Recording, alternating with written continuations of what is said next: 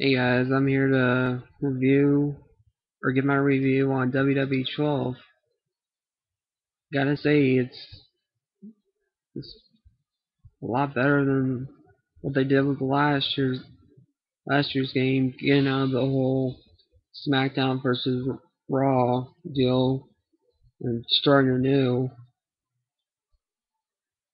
Even though after I collected all the lockable features and stuff, it's I don't get how they would they make all these different belts, or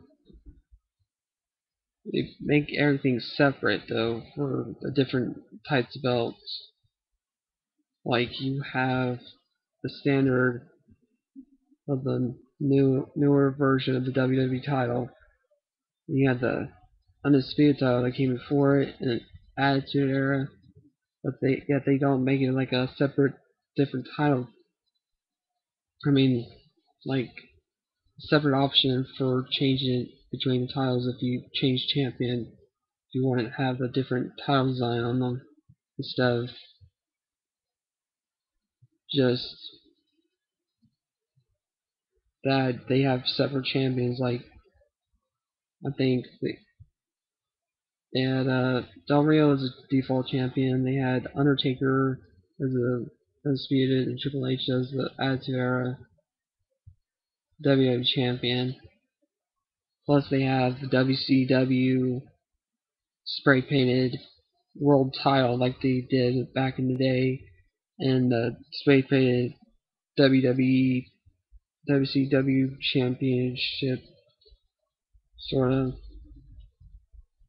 I gotta say, it wasn't too bad. It's good to have the exhibition mode with the old with all the belts, and you have most of the current guys. They better features, and they fixed some of the problems with it. Just it's just that for one, they haven't fixed all the glitches that were in the last year's game, and they go back to not making the table so breakable where they have in the older games in that SmackDown vs. Raw series that they make it scoot around if you're trying to suplex or do a move that would usually on 2011 break put somebody through a table, make it less easier. Beyond that, it's a pretty good game. It lives up to the hype for the most part. The Road to WrestleMania was the best storytelling in Northern WrestleMania history for any of the SmackDown vs. Raw the last few years. And they should do some more of this stuff with the WWE program than they're doing today. I just wish some of these guys that are writing these stories for the Road to WrestleManias would actually give the writers that they have today, since we're lacking on some storylines, to do this in WWE programming, except for probably the WCW thing, because most of these guys are about to retire. I don't want. I don't think any of them really want to hog any of the newer talents' time on the camera during this storylines building up to all the different pay-per-views during the year.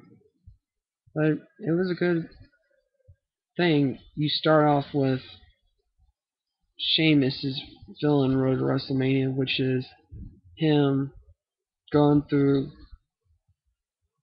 was like I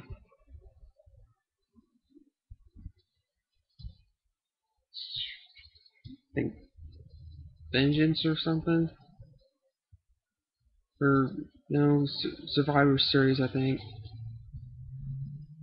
it's like a 5 month, not just going to pay more from a few weeks before Royal Rumble to WrestleMania is from like before Survivor Series building up to WrestleMania, where build Sheamus up. He's like, or have him going.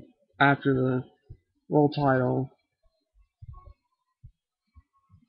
through a lot of things. We're gonna give the winners of the elimination tag team match a title shot. They start building. They have a Miz state. Have a stable with Miz in it. Wade Barrett, William Regal, Jack Swagger, and they have all these guys in there, and they get to the point they start forming the United Kingdom, which is a newer version of the Un-Americans. And they did a good job. They built it up so they would all become champions, and then Sheamus would take all the glory away from them when they started breaking down.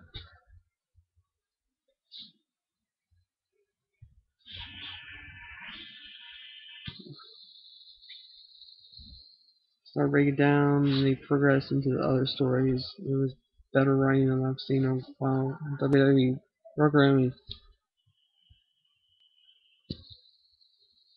It's all solid game. It's a lot better than what they've been doing with the SmackDown vs. Raw series, which is overly glitched in some parts, and it didn't make any sense in certain when you're playing it online and on your own time, just playing on exhibition, which sucks. That they couldn't have done this sooner instead of later, where they could have done this for last year and made it a hell of a lot better. They probably could have had more DLC for last year's game too. But every year they're trying to top the bar with what they done in the previous year, so it really improved in a lot of ways. And I like playing it, and it's doing a lot better than last year's game was doing when you play through continuous yearly WWE Universe storyline where you just try to make your own decisions on what happens. But this year you're not forced to make these guys the number one contender. You can insert people at certain times into matches to get somewhere. They can have a cause, since I'm always focusing on having a call, do all this.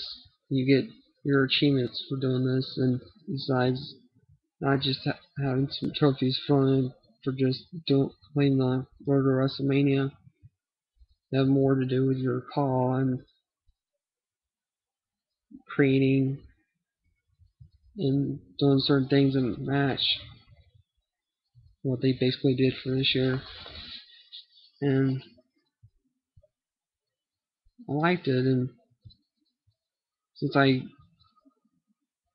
reserved it earlier, I got The Rock, which most people are having trouble getting now, and Miz tires.